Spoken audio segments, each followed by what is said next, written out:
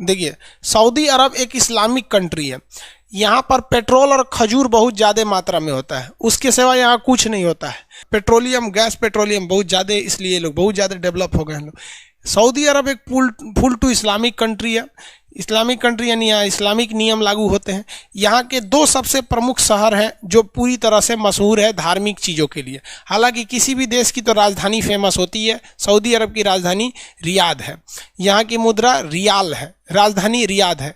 यहाँ पे पूरा का पूरा ज़मीन मरुस्थल है, यहाँ पर कोई भी नदी नहीं बहती है। यहाँ पानी की बहुत सारे समस्याएं हैं, बहुत पेट्रोलियम से महंगा पानी हो जाता है। लेकिन यहाँ दो शहर बहुत फेमस हैं, एक मक्का, एक उसके ऊपर मदीना।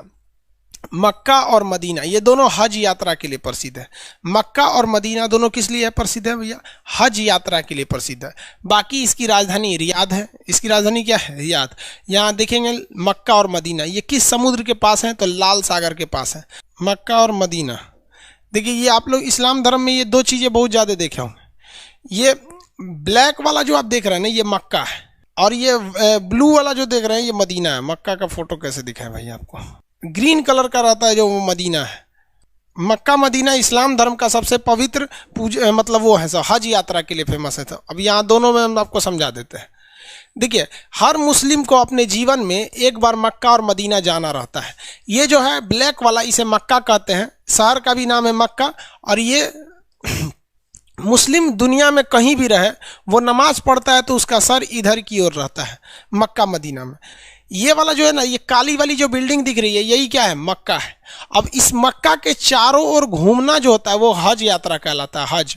अब ये जो छोटे छोटे लोग दिख रहे हैं ना, ये सब लोग आदमी हैं। लोग यहाँ पे करोड़ों की, लाखों की संख्या में भीड़ रहती है। ये कुंभ मेला में कैसे भीड़ लगा रहता है, आदमी गिन पाएंगे कुंभ में, वैसे यहाँ पूरी दुनिया के मुस्लिम यहाँ जाते हैं और इसका हज करके चक्कर लगाते हैं। हज यात्रा कहा जाता है, ठीक है। हज यात्रा कंप्लीट कब हो जाता है? जब आप मक्का में जाते हैं तब।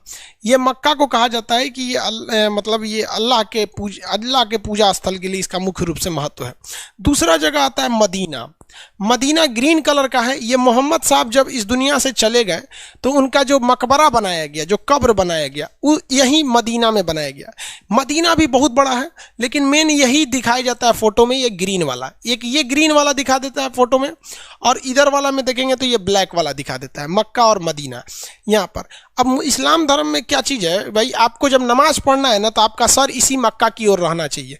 इसलिए पूरी दुनिया में अगर देखेंगे ना तो मुस्लिम सब नमाज होता है अलग अलग डायरेक्शन में पढ़ेंगे सर। इंडिया के मुस्लिम पश्चिम डायरेक्शन में नमाज पढ़ता है सर। देखिए, इंडिया के जो भी मुस्लिम है, यही है मक्का। इंडिया का जितना मुस्लिम है वो नमाज पढ़ेगा तो उसका मुंह किधर रहेगा? पश्चिम रहेगा। समझा गया? मुसलमानों में एक चीज़ बहुत सब पश्चिम मुँह करके वो झूठ नहीं बोलता है सब, लेकिन झूठ बोलने वाले तो यार गीता और कुरान पे कसम खा के झूठ बोल देते हैं। लेकिन ऐसे मुसलमानों में एक प्रचलन है, वो कहिएगा कि चल पश्चिम मुँह बोल के तो पश्चिम मुँह, तो पश्चिम मुँह उनके कहने का सेंस है। यहाँ मक्का और मदीना है, यानी इस्लाम धर्म में दो ही लोग का महत्व है। एक अल्लाह ताला का, उन्होंने अपना पैगम्बर मतलब समझिए कि सबसे प्रिय, अल्लाह को जब सबसे प्रिय होते हैं उन्हें प्रोफेट यानी पैगम्बर कहते हैं।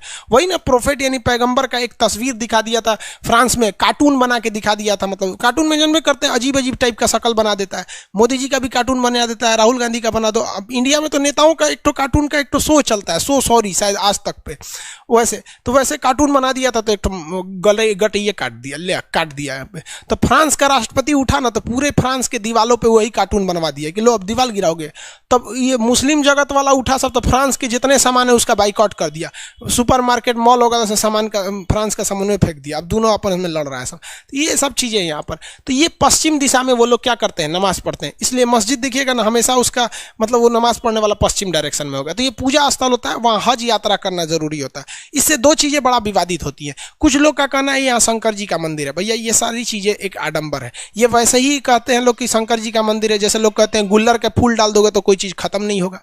ऐसे कहावत है ना, बचपन में आप सुने होंगे कि पेंसिल का छिलका दूध में डालो तो रबड़ बन जाता है, मोर के पंख को चौक खिलाओ तो बड़ा हो जाता है। ये अफवाहें हैं सब, वैसे ही इसका कोई मतलब नहीं बनता है। ये आपस में लगा शंकर जी, आप बताओ यार, खुद से जरा सोचो कि शंकर जी वहाँ क्या करेंगे। और कहा मतलब हमारे यहाँ तो अलग अलग जगह पे अलग अलग प्रचलन है। हमारे यहाँ ये लोग कहते हैं यूपी बिहार के एरिया में कि शंकर जी को यहाँ किसी ने कैद करके रखा हुआ है। समझ में आए कि हालांकि ये चीज़ें जो है पूरी तरह से क्या है, अफवाह है। चलिए देखिए ध्यान से यहाँ पे, तो यहाँ पे ऐसा कुछ नहीं है, वहां पर एक पत्थर है जिस पर क्या करना पड़ता है, कंकड़ मारना पड़ता है। अब कुछ लोगों का ये कहना है कि वहां पे शंकर जी को किसी ने अरेस्ट नहीं किया है, जबकि हमारे यहाँ लोगों का कहना है कि वहां शंकर जी को कैद करके रखा है सब, कोई हिंदू पानी डाल देगा तो बाहर आ जाएंगे। मतलब आप खुद सोचो ना कि कोई भगवान को इतना कमजोर कैसे कह सकता है कि मतलब कोई किसी को अरेस्ट थोड़ी ना कर सकता है वहां पे, ये गलत मानसिकता है। और कुछ लोगों का कहना है कि वहां शिवलिंग है, देखिए वो शिवलिंग नहीं है, वहां पे जो इस्लामिक परंपरा है वो हम आपको बता देते हैं, लेकिन आपके दिमाग में अगर कोई चीज बैठ गई है तो वो हमारे कहने से नहीं निकल सकती है। और अगर आप ये मानते हैं कि वहां शंकर जी को किसी ने अरेस्ट किया तो मतलब शंकरों जी की बेइज्जती कर रहे हैं। एक शैतान था, मतलब एक बहुत बुरा आदमी था, जब मोहम्मद साहब थे तो उनको बहुत परेशान करता था, कभी उनके ऊपर कूड़ा फेंक देता था, कभी कुछ कर देता था। तो मोहम्मद साहब ने बहुत कोशिश किया कि ये सुधर जाए, लेकिन वो इंसान सुधरता नहीं था। तो तंग आकर मोहम्मद साहब ने उसे श्राप दे दिया कि जा तू पत्थर का बन जाएगा। तो वो आदमी एक बड़ा सा पत्थर बन के रह गया है। तो लोग जाते हैं ना तो इसी पत्थर पे कंकड़ से मारते हैं लोग, वो ये दिखाने के लिए कि तूने मोहम्मद साहब को परेशान किया था। तो किसी ने ये फोटो लाया और बोल दिया कि भाई साहब यहाँ पर मतलब इस फोटो में यहाँ पे कि ये शिवलिंग है, जबकि ऐसा कुछ नहीं है। वो परंपरा के हिसाब से देखिएगा तो एक शैतान आदमी था। अब बताओ भाई, अगर इस पत्थर की हिस्ट्री उठाओगे तो वो एक ऐसा दुष्ट व्यक्ति था जिसे पत्थर बना दिया गया श्राप से। अब वो दुष्ट व्यक्ति को आप शिवलिंग बोलोगे, आप मानते हो तो आप हमारी बात पे तो बिलीव नहीं कर सकते, वरना अगर आप जिस पे बिलीव करते हो जो ऑथेंटिक चीज़ है, जैसे गूगल हो गया, विकीपीडिया हो गया, क्योरा हो गया, इस सब पे आप जाके सर्च कर सकते हैं। इसी को लोग वो शिवलिंग बोलते हैं। तो इस मक्का मदीना को लेकर दो ही प्रचलन बहुत फेमस है। कुछ लोगों का कहना है कि यहाँ उन लोगों ने अरेस्ट करके रख लिया है, मतलब उनको कैद करके रखा है, और कुछ लोगों का कहना है कि नहीं शिवलिंग की पूजा होती है। ऐसा यहाँ पे कुछ भी नहीं है। वो तो जो शिवलिंग वाली बात होती है वो तो मदीना के पास है जहाँ पत्थर मारा जाता है यहाँ पर। अब कुछ लोगों का कहना है कि यहाँ हिंदू को जाने क्यों नहीं दिया जाता है। भाई साहब यहाँ 2.5 लाख रुपया खर्चा आता है एक आदमी को जाने का। दूसरा, आप किसी देश में जाते हैं तो आप अपने हिसाब से नहीं चलते हैं, उस देश के नियम कानून के हिसाब से ही हमें चलना पड़ता है। तो ये एक मुस्लिम कंट्री है, इसका नियम है कि जो हज करने आता है उनके लिए प्रॉपर नियम होने चाहिए। अब आपको पता है ना कि जो उन लोग के नियम कानून होंगे उनको पता होगा। यार हम लोग को हम लोग कभी हज करने नहीं गए, बुढ़ापे में मम्मी पापा को भेज देंगे लोग। तो ये समझ में आ गया, ये सऊदी अरब केवल मक्का मदीना के लिए। इस पर एक और विवाद होता है कि हज के लिए सरकार सब्सिडी देती है, मुसलमानों को बेवकूफ बनाती है सरकार। देखिए क्या कहती है, सुनिए ध्यान से। हज के लिए खर्चा आता है 2.5 लाख रुपए।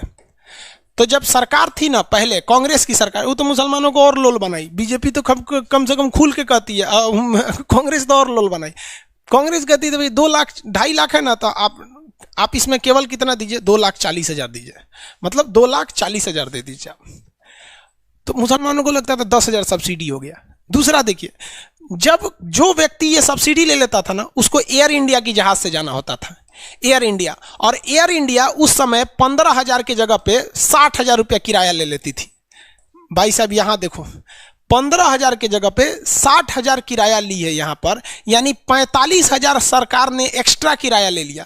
जबकि हज के लिए आप किसी भी दूसरे जहाज से जाइएगा तो 15,000 ही किराया है, लेकिन एयर इंडिया से जाइएगा हज करने के लिए तो 60,000 लेगा, आपको 45,000 एक्स्ट्रा लेगा। छूट कितना दिया है, 10,000 का। मुसलमानों को लगता है सब्सिडी मिल रही है। तो सबसे पहले भैया तू तो यहाँ लोल बन रहा है। दूसरी बात क्या चीज़ होती है कि हज का एक नियम है कि आप दूसरे से पैसा लेकर हज यात्रा नहीं कर सकते हैं। तो आप सरकार की सब्सिडी लेके काय लिए हज यात्रा करते हैं। ये सारे धर्मों में है कि भैया अपने कमाई से जाइए, नहीं तो घर में ही भगवान की पूजा कीजिए। तो सऊदी अरब की यही 2-3 चीज़ें फेमस हैं वहाँ पर, और बाकी कुछ है नहीं। वहाँ पेट्रोल है, धार्मिक चीज़ें। अब कोई भी जाता है यहाँ पे तो लाखों रुपए उसकी इनकम हो जाती है हज यात्रा से। अब जैसे आप खुद सोचिए ना भाई, इलाहाबाद में अगर हर साल कुंभ का मेला लगेगा तो इलाहाबाद के लोगों की तो इनकम वैसे ही बढ़ जाएगी, क्योंकि जो भी आता है हज करने वो 45 दिन रुकता है। तो आप कभी कुंभ मेला में जाइएगा तो वहीं के लोगों के टेम्पू में बैठिएगा, वहीं के होटल में रहिएगा, बहुत इनकम हो जाता है ना एज ए टूरिस्ट के लिए यहाँ पर। तो ये मक्का मदीना यहाँ हो गया। बाकी ज्योग्राफिकली इसका कुछ खास महत्व नहीं है। समझ में आ रहा है कि नहीं आ रहा है?